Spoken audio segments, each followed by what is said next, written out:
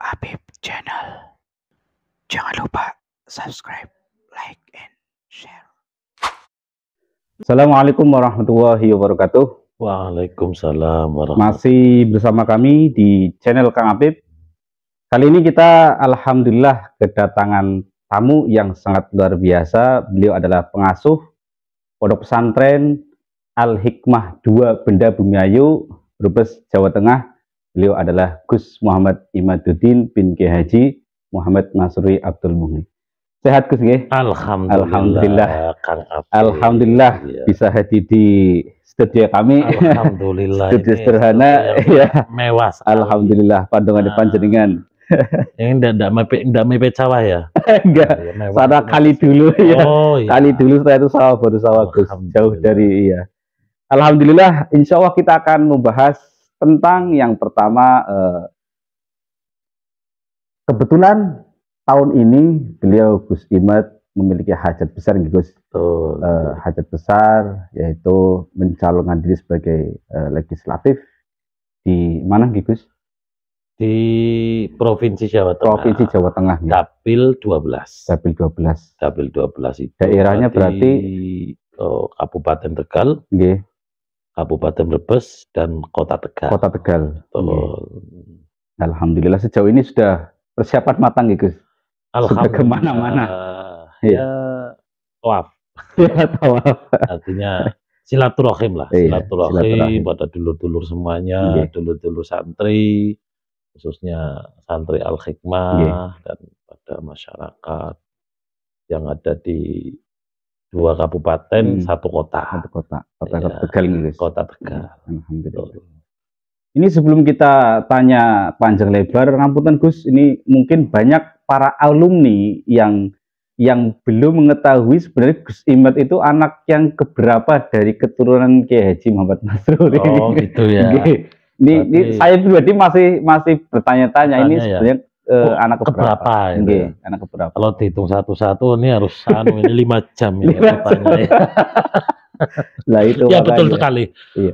Teman-teman santri apalagi ya sekarang ini, Iya. memang fenomenanya terhadap putra putri almarhumlah guru kita semuanya Kiai Haji Nasrullah bin Kiai Haji Abdul Muhni itu yang satu kandung itu saat ini ada 17.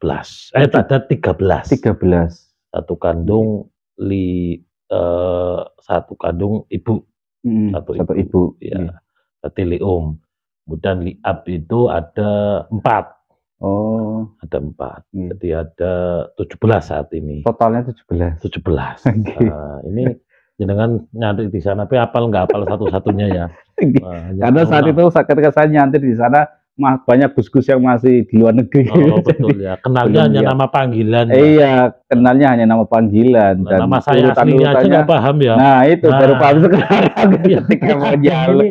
Iya, tiba-tiba saya nyala, loh saya nyari nama Gus Imad tidak ada, mesti tidak ada. Adanya Muhammad Imaduddin. Itu nadanya Muhammad Imaduddin. Jadi saya dulu itu Masrur sebelum ketinggalan kakak saya 2 itu 15 awalnya. Kemudian kakak saya lagi yang sebelum adenya Kiai Zuddin itu 1. Jadi 15, 16 yang artinya turunannya beliau. Kemudian ada lagi yang memang belum diizinkan sama Allah untuk sampai hari ini. Ini berarti ada 17 sebenarnya yang mendahului.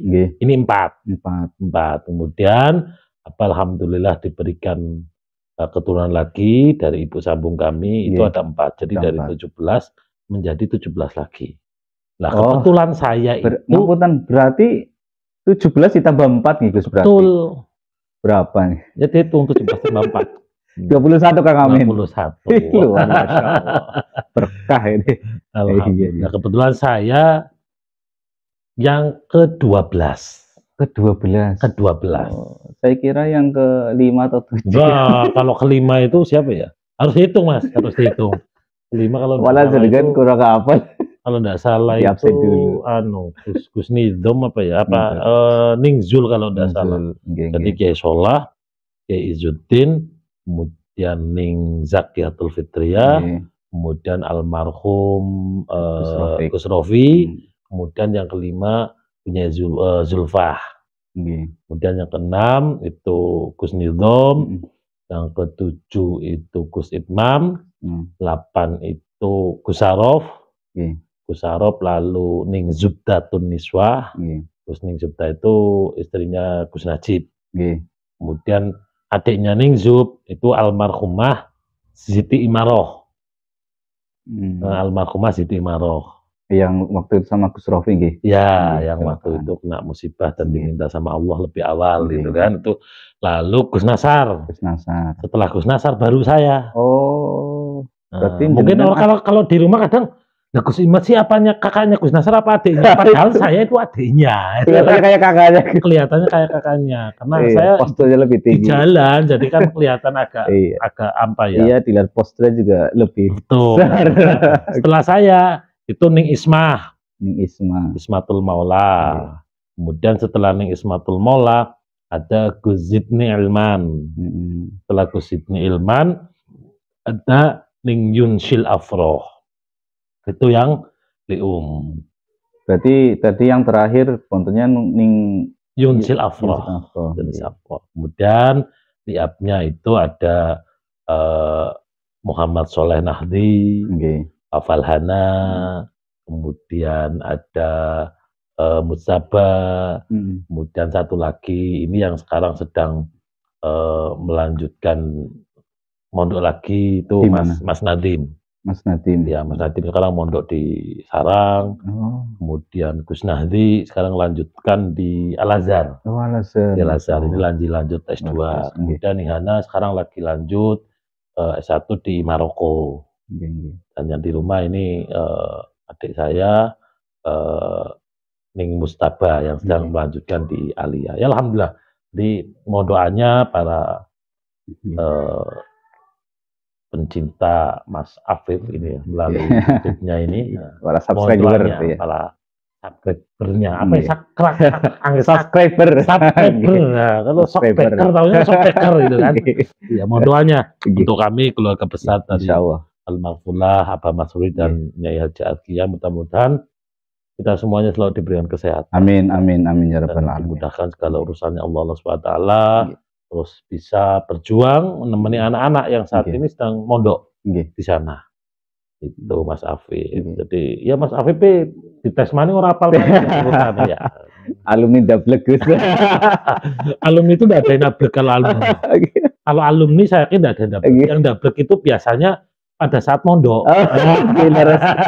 Pada saat Tapi mondok, alhamdulillah saya lagi husnul khotimah Gus, ya. alhamdulillah. Dari santri menjadi pengurus, jadi abdi dalam, lulus. Lulus. Nah ini, tapi Iya. kadang-kadang waktu itu lagi madan males, itu biasa. Iya, itu pasti Iya, kalau itu namanya pasti. juga apa ya, manusia lah. Nggih. Manusia kadang naik Nggih, turun. terus. Tuh. Baik. Nah, saat ini Gus Imad sedang Hmm. memiliki hajat untuk maju di calon legislatif. Ya. Nah, apakah ada isyarah dari Abah Yai Masruri, Gus? Baik itu melalui mimpi atau wasiat sebelum beliau wafat, Gus nanti jadi DPR atau apalah isyarah apa itu, Gus? Jadi secara langsung sih pada saat beliau masih sugeng, tidak ada isyarat secara langsung. Nggih. Artinya saya belajar dari beliau itu satu, beliau menjadi seorang abah, Nggih. beliau menjadi seorang guru, beliau menjadi seorang organisatoris, Nggih. beliau menjadi seorang sahabat, beliau menjadi seorang arsitek, beliau sebagai seorang Arsitek? ulama. Oh iya, Pak Masrur itu arsitek, Mas. Jadi Oh. Pondok Al Hikmah dulu Nggih. itu kadang desain itu muncul dari Abah. Oh, Masya Allah. Jadi beliau tuh bisa ngitung ini kamar ukuran sekian, kira-kira butuhkan semen Nggih. sekian, batas Nggih, sekian. nggih. Padahal beliau sama sekali nggak belajar Oh, tentang ilmu statistik terkait Nggih. dengan hitung-hitungan Nggih, nggih. bangunan itu enggak. Hmm. Tapi alhamdulillah, enggak tahu kami aja putra-putrinya ya banyak melihat itu. Artinya Oh, ada di beliau semuanya, termasuk Nggih, nggih. beliau juga seorang politisi ya, Nggih, nggih. seorang politisi yang tapi menggunakan konsep-konsep yang diajarkan oleh Kanjeng Nabi Muhammad Nggih. Shallallahu Alaihi Wasallam, Wasallam. sehingga saat ini yang mungkin apa ya, agak-agak sedikit sangat jarang sekali menjalankan sebagai seorang politisi yang betul-betul menggunakan apa namanya ya, sistem yang baik yang pernah diajarkan oleh Kanjeng Nabi Muhammad. Jadi secara langsung itu beliau enggak, tapi setelah beliau wafat, tidak ada beberapa yang mungkin ini baru teman-teman baru tahu. Saya juga terutama di akhir-akhir awal-awal tahun 2022 yang lalu, 2002 awal. Ini yang menjadi pertanyaan hari saya pada diri saya, dan itu pun apa namanya berulang kali, 2-3 kali lah. Saya waktu itu dilalah, ya mungkin isyarat ataupun apapun itu saya belum tahu. Jadi waktu itu di dalam kehadiran beliau dalam mimpi, beliau sedang ngaji, dan saya diundang, saya diajak duduk, kemudian saya di waktu itu di situ beliau kemudian ada Kiai Solah, ada Kiai Solah waktu itu di dalam mimpinya. Dan setelah ngaji selesai, beliau ngajak Kiai Solah sama saya, Mat, yuk melaku, yuk melaku, silaturahim, ini kan saya, wes kon golet gandengannya siapa untuk silaturahim, gue ngarepe, gue ke depannya. Artinya di dalam arti itu mungkin gambaran saya adalah ya silaturahim ini. Silaturahim itu yang apa namanya pertama kali itu di 2022. Ini mungkin belum pernah saya sampaikan ke publik secara langsung. Dan itu jelas sekali. Yang kaitannya dengan hal itu jelas sekali. Wes kon tajak muter-muter ayo nggo silaturahim karo kanca-kanca nggo mlakune besok di dalam berorganisasi. Itu ngapunten beliau sudah nggak ada nggih? Sudah nggak ada. Baru kemarin 2002 awal. 2002 itu saya hampir 3 kali saya diajak beliau, ya mlaku-mlaku. Kok langkah kok rombang kok sekali 2 kali 3 kali nggih. Makanya itu. Nggih. Ini jelas isyarah nih Gus. Iya, wis setelah itu di 2003 awal, ini yang kadang saya ini masih bertanya-tanya. Saya diajak lagi sama beliau. Besok, kon besok gandengan ning kanca-kanca ning dhuwure karo sapa? Nggo mlaku, nggo ngrewangi kon. Sehingga saya bertanya, loh maksudnya apa gitu kan? Nggo ngancani kon besok ning apa rane pas kau pencalonan ada bahasa kayak gitu. Pas kau pencalonan kau kan gandeng karo sapa ning dhuwure. Gitu. Nah ini yang saya masih bertanya-tanya dalam sampai hari ini. Gandengan ning dhuwure itu maksudnya apa? DPR RI, presiden, bupati, kan kita nggak tahu. Ini sampai hari ini menjadi pertanyaan dalam diri saya. Sehingga proses perjalanan ini saya masih menanyakan hal itu untuk nemenin saya di dalam proses ini. Saya ketemu siapa? Artinya teman dalam artian seorganisasi mungkin seorganisasi di dalam pencalonan ini. Dan jelas sekali berbunyi, oh besok pencalonan sing ngancani nang dhuwur siapa? Boleh toh? Ini yang sampai hari ini. Ini yang mungkin sama sekali mohon maaf, ini bukan artinya saya mengada-ada atau apa. Itu betul-betul terjadi pada diri saya. Terjadi pada diri saya. Dan yang itu 1 kali di 2023 yang lalu. Kalau yang tadi itu 3 kali saya. 3 kali. 3 kali. 3 kali dalam 1 tahun. Dalam 1 tahun. Dalam 1 tahun. Enggak tahu saya. Dan jaringan ngapunten punya gambaran untuk maju berarti nggih. Saat itu. Enggak. Sama sekali. Sama sekali. Saya hanya waktu itu kebetulan saya hanya ya sedikit aktif waktu itu kan di Partai Kebangkitan Bangsa. Kebetulan saya juga salah satu pengurus di cabang. Di cabang, salah satu ketua di situ. Saya hanya itu. Dan saya belum terbersih sama sekali tentang hari ini gitu kan. Belum terbersih. Dan mungkin mimpi itu terjawab hari ini Gus. Hari ini bisa nyambung seperti itu. Makanya saya memang nggak cerita sama siapapun hari ini. Saya coba sama mungkin dengan kakak saya tuh nggak cerita. Nggak cerita. Dan ya ini baru hari inilah saya menyampaikan terkait dengan apa namanya ya, pencalonan ini. Bahkan 2 minggu yang lalu, 2 minggu yang lalu ditanyakan, wis mlakuan jok ndi? Oh, abah, ya, Masya Allah. Wis mlakuan jok ndi? Saya juga heran. Pas dilala waktu itu, saya agak apa namanya, agak sedikit santai waktu itu. Dilala, ya saya masuk waktu itu 2 minggu lalu kan lagi banyak di rumah gitu kan, nggak kelihatan. Tiba-tiba bisa melakukan jok ndi. Dari seolah-olah beliau mantau gitu. Nah, ini wallahualam lah. Artinya ini yang betul-betul saya alami di dalam proses 2002 yang lalu sampai 2003 sampai hari ini, sampai terakhir 2 minggu yang lalu. Saya ditanyakan wis melakukan jok ndi. Ya, nah ditanyakan terus melakukan jok ndi itu artinya tafsirannya seperti apa? Tapi mungkin secara umum menafsirkan dengan apa yang jenengan sekarang jalani dan melihat pertanyaan sebelumnya yang pernah menyampaikan sekolah gandengannya.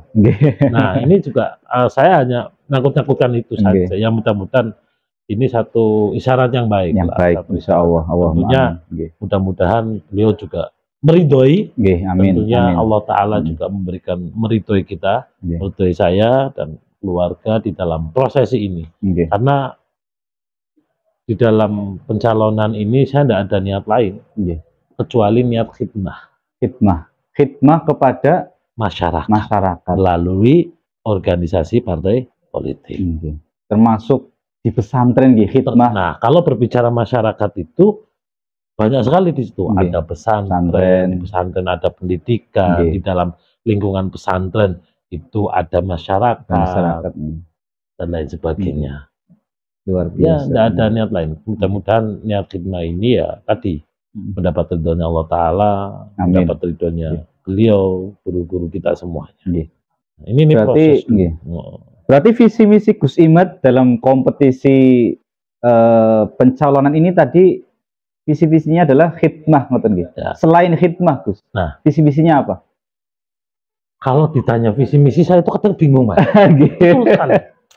Karena anggota legislatif sebenarnya yang punya visi misi itu kan partai politik. Oh, seperti itu. Anggota legislatif adalah kepanjangan tangan dari partai politik, penyaluran program-programnya partai politik melalui anggota legislatif yang ditelurkan oleh pemerintah kan sebenarnya. Berarti satu paket dari partai politik gitu. Ya, jelas otomatis kan. Kemudian kan partai politik di situ di dalamnya kan legislatif ada eksekutif. Nah, eksekutif di dalam prosesi penganggaran penyusunan anggaran itu kan dilakukan oleh anggota legislatif. Anggota legislatif. Contoh misalnya kabupaten, anggaran dalam 1 tahun ini untuk pendidikan berapa persen, untuk kesehatan berapa persen. Sebelumnya kan harus dibicarakan melalui anggota legislatif. Nah, dari situlah peran anggota legislatif bagaimana menjalankan program pemerintah melalui undang-undang yang telah ditentukan terkait dengan anggaran pendidikan, anggaran kepesantrenan, anggaran pertanian, anggaran infrastruktur dan lain sebagainya. Nah, ini ya mudah-mudahan Allah Ta'ala memberikan memberikan ridho kepada saya. Amin. Tentunya salah satu yang menjadi harapan kita semuanya, bukan hanya saya sebenarnya, semua anggota legislatif. Kalau berbicara kesejahteraan masyarakat Indonesia, khususnya di wilayah Jawa Tengah Barat ini kan masih sangat rendah. Termasuk di Kabupaten Brebes ini kan termasuk bisa dikatakan IPM-nya kan masih sangat rendah. Itu pertama. Kemudian berbicara pendidikan juga termasuk ini juga harus perlu ditingkatkan. Sehingga di awal ini yang menjadi focusing adalah peningkatan di dalam kesejahteraan masyarakat melalui kemandirian ekonominya. Mandiri ekonomi. Karena itu adalah pangkal. Nah, anak para saudara-saudara kita yang saat ini ada yang jadi kuli bangunan, ada yang jadi penjual cilok, penjual bakso, penjual gorengan. Coba kalau kita sama-sama ayo perhatikan. Kita lihat di sana. Jadi yang namanya tukang bakso, kita tahu sendiri sedang menyekolahkan anaknya dari hasil jualan bakso. Nah, kalau kita nggak artinya hadir di situ di dalam prosesi mereka mencari rezeki untuk menyekolahkan anak, ini akan berpengaruh. Sehingga pertama harus kita garap adalah yaitu kemandirian di dalam ekonominya. Insya Allah penjual bakso kita upgrade, kita dampingi, insya Allah akan menambah sisi ekonominya juga akan meningkat. Kemudian di dalam proses menyekolahkan anaknya, cucunya, ini juga akan insya Allah akan diberikan kemudahan. Walaupun ada program-program pemerintah terkait dengan pendidikannya, ada. Tapi sisi-sisi lain ini juga harus kita dorong. Kita dorong terkait dengan UMKM-nya, kemandirian ekonominya. Termasuk halnya pertanian. Pertanian di wilayah Brebes ini sangat berpotensi sekali. Ya contoh lah, Brebes punya potensi bawang merah yang sangat besar. Tegal juga punya potensi bawang, termasuk bawang putih. Pertanian juga sayur juga di wilayah Kabupaten Brebes, Kabupaten Tegal juga punya potensi. Ini juga kemudian padi. Nah, ini juga menjadi potensi untuk masyarakat. Nah, saat ini kan mohon maaf, artinya banyak lahan-lahan kita, sawah-sawah kita yang sudah beralih fungsi. Menjadi perumahan sebetulnya. Menjadi perumahan. Ini yang kita ya apa namanya? Bukan khawatir yang ini terjadi. Nah, ini juga harus kita pertahankan, terutama di daerah dusun-dusun yang punya sawah. Ayo kita tanam. Proses pendampingan itu menjadi penting sekali di dalam para wirausahawan, para petani, para apapun itu, proses pendampingan menjadi penting. Karena banyak sekali program-program yang dilakukan ini hanya sekedar diberikan stimulan bantuan, tapi tidak ada pendampingan secara langsung. Ini yang akhirnya ya hanya stagnan di situ, nggak ada peningkatan. Sehingga ke depan mudah-mudahan melalui program-program pemerintah yang ditelurkan melalui program-program, melalui partai politik, melalui aspirasi anggota legislatif, ini akan ada pendampingan secara khusus terhadap UMKM, usaha menengah kecil ya, mikro kecil. Ini juga harus ada pendampingan. Pendampingan dari mulai hulu sampai hilirnya, termasuk kita berbicara tentang alumni pondok pesantren. Alumni pondok pesantren nggak usah jauh-jauh di Kabupaten Brebes setiap tahun berapa mas jumlahnya? Sangat besar sekali. Banyak sekali. Kabupaten Tegal berapa jumlahnya? Dan dari sekian banyak ini tidak semuanya mempunyai kemampuan untuk melanjutkan kuliah ke jenjang lebih tinggi lagi. Mungkin tidak mempunyai kemampuan untuk melanjutkan mondok lagi. Bahkan sekian persen itu lebih banyak mereka kembali ke rumah, kadang ada yang bertani, kadang ada yang jualan dan lain sebagainya. Lah, hal inilah yang mudah-mudahan nanti bersama kita semuanya menjadi garapan kita semuanya terkait dengan alumni pesantren untuk berbicara tentang kemandirian ekonominya, sehingga alumni pesantren diharapkan ke depan jangan hanya sekedar pinter ngaji, tapi tidak selalu artinya tidak mengandalkan hal-hal yang lain, kecuali dia harus memang memiliki jiwa usaha yang bisa kreatif ya, harus kreatif. Penting, itu penting. Jadi ngaji ya tetap ngajinya fokus. Jadi ngajinya fokus, yang ngurusi maisahnya juga ada. Sehingga tidak tercampur. Mudah-mudahan ini akan para santri-santri kita akan semakin tenang di dalam berdakwah. Amin. Baik Gus, ini sangat luar biasa. Tujuan niat beliau sangat mulia, dan ini tidak hanya untuk pesantren, tapi ternyata untuk masyarakat luas. Ini perlu diketahui para alumni, Gus. Betul. Jadi tidak hanya para alumni saja yang mendapatkan dampak positif, tapi juga masyarakat sekitar. Dari masyarakat umum sampai masyarakat yang penjual atau sebagainya itu, insya Allah nanti akan dibantu oleh Gus Imad Iya. Sebenarnya yang bantu bukan saya. Oh, bukan bantu. Yang bantu itu kan pemerintah. Nah, bahasanya apa? Menyampaikan apa bagaimana?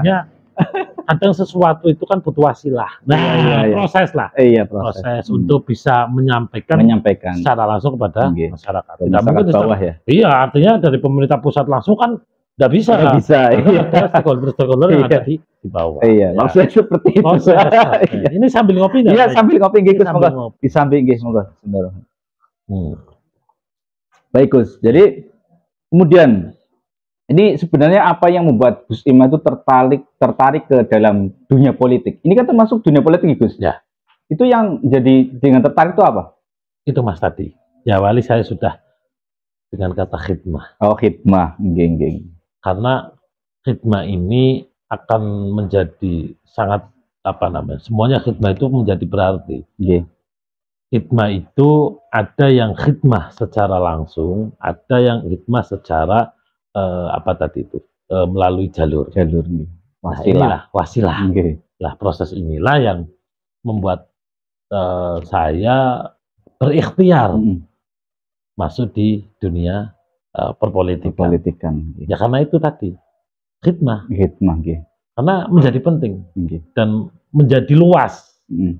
Menjadi sangat luas, bukan hanya pada salah satu pesantren saja, tapi memang kepada masyarakat secara umum. Ya, apa yang mungkin saat ini saya bisa lakukan ya hikmahnya melalui jalur ini. Karena tadi kembali bahwa Abah Mansur itu seorang tokoh yang mempunyai berbagai macam ilmu. Multi talent.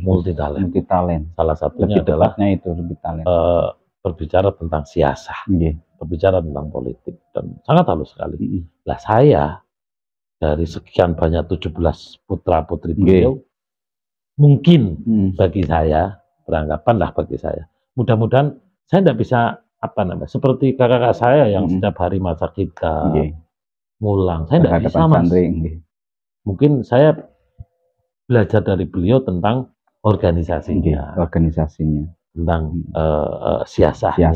Nah ini yang kami pengen menjadi semangat biar sehingga dari 17 putra beliau ini punya fak masing-masing. Betul. Ada kalau Abah Mansur itu punya jiwa arsitek akan turun di Gusnya siapa? Ya, itu kan. Siasah ke siapa? Nah, ini kalau jadi satu kan jadi beliau. Jadi Abah Mansur betul sekali. Ini menarik sekali nih para sahabat. Jadi Masya Allah. Dan jangan kalau mau punya putra jangan 2 tok, Mas. Putranya ditambah. Harus. Kalau memang putranya kok ya istrinya tambah. Ada guyon aja. Nah. Aduh, gawat ini Gus. Putranya tambah siap ya.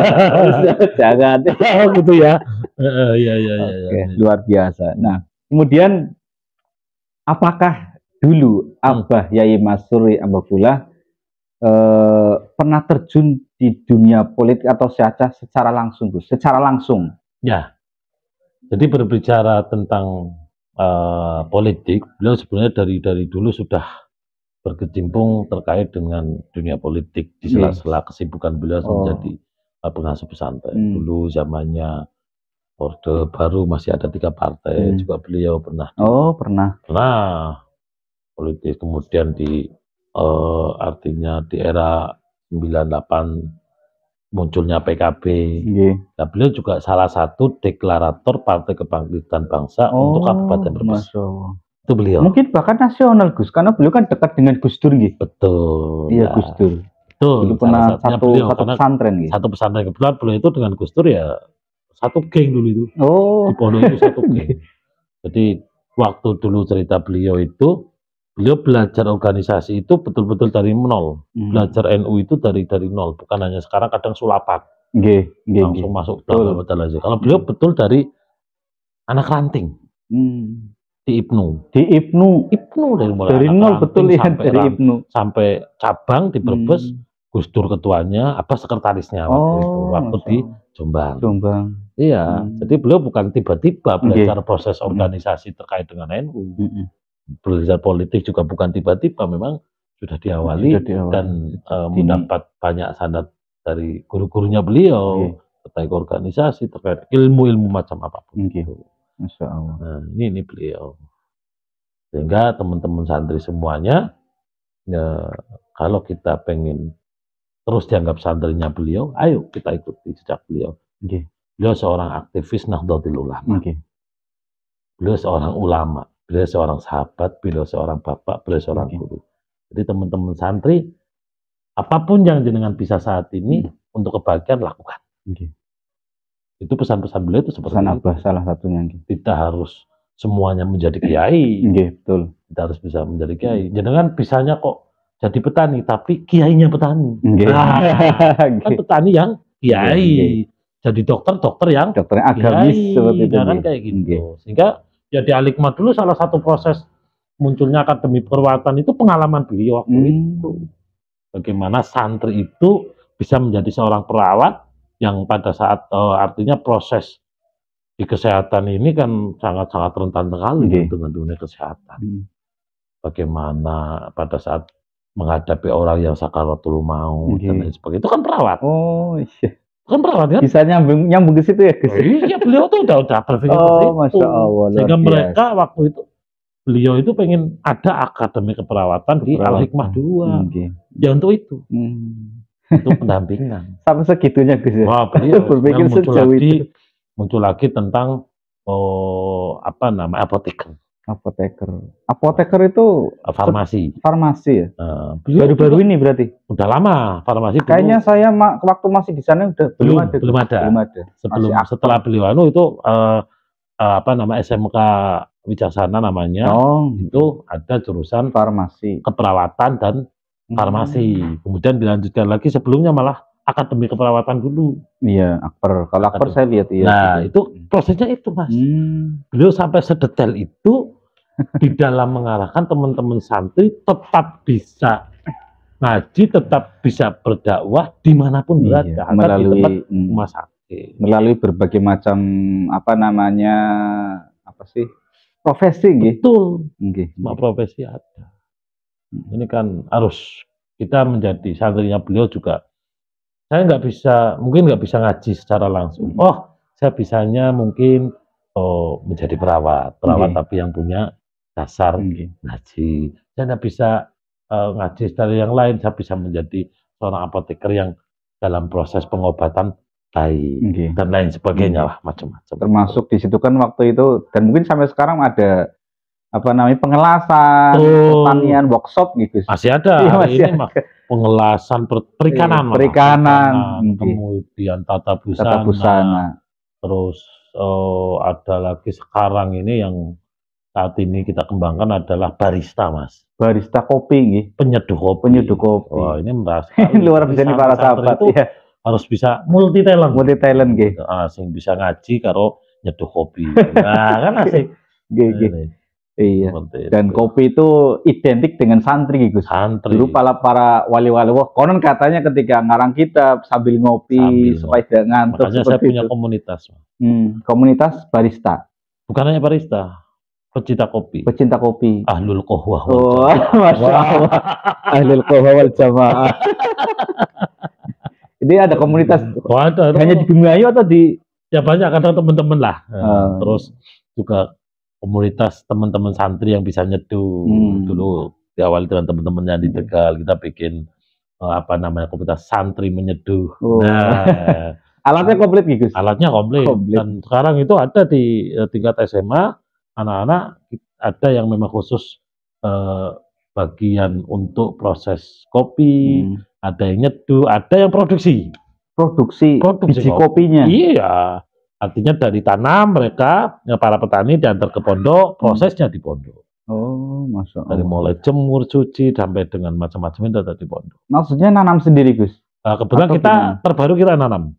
Ya alhamdulillah belum banyak sih, hanya baru 2 hektar yang kita tanam untuk kopi. Yang nanam siapa? Ya anak-anak semuanya. Anak-anak santri. Berarti ada jurusannya? Jurusan workshop seperti itu secara langsung tidak ada. Ini sebagai nanti penambahan materi sekolah ekstra. Tapi difokuskan pada pertanian kopi dan prosesnya. Hingga kita awali dengan proses dari hulu sampai hilirnya, sampai dengan mereka bisa nyeduh, sampai mereka juga bisa produk, kemudian dipasarkan. Nah, ini yang pengen artinya kita garap untuk teman-teman semuanya. Dan itu pun kan tidak semuanya Bisa. Iya. Ada yang memang fokusnya aja pengen ngaji saja. Iya betul. Ada yang Betul. senangnya berbicara kopi, ada yang senangnya jahit, ada yang setiap pengelasan. Oke. Nah inilah kita bentuk teman-teman semuanya biar kita menjadi santri yang bisa bermanfaat dan memberikan manfaat kepada masyarakat secara umum. Tidak hanya ngaji. Tidak ada ngaji. Dan di situ tidak secara tidak langsung berarti Abah itu memerintahkan santri supaya tidak hanya bisa ngaji, tapi bisa berbagai macam profesi gitu. Berbagai macam profesi. Tapi harus didasari dengan itu tadi. Ngaji. Ngaji, iya. Harus didasari dengan ngaji. Karena mungkin dulu penjenengan ke sana pada saat sama orang tua yang ditanyakan adalah mau sekolah apa mengaji, iya. Ya kan? Nah, karena beliau selalu bersepakat kalau ke Al-Hikmah 2 khususnya tujuan utamanya bukan untuk sekolah, tapi tujuan utamanya adalah ngaji sambil sekolah. Kalau sekarang kan ada kebalik, sekolah sambil ngaji mondok, ngaji sambil sekolah. Jadi dunia akhiratnya dapat semua. Itulah sahabat, ini yang Masya Allah, ini banyak ilmu yang bisa kita kaji bersama, baru beberapa menit tapi luar biasa. Kang Apip Channel. Jangan lupa subscribe, like, and share.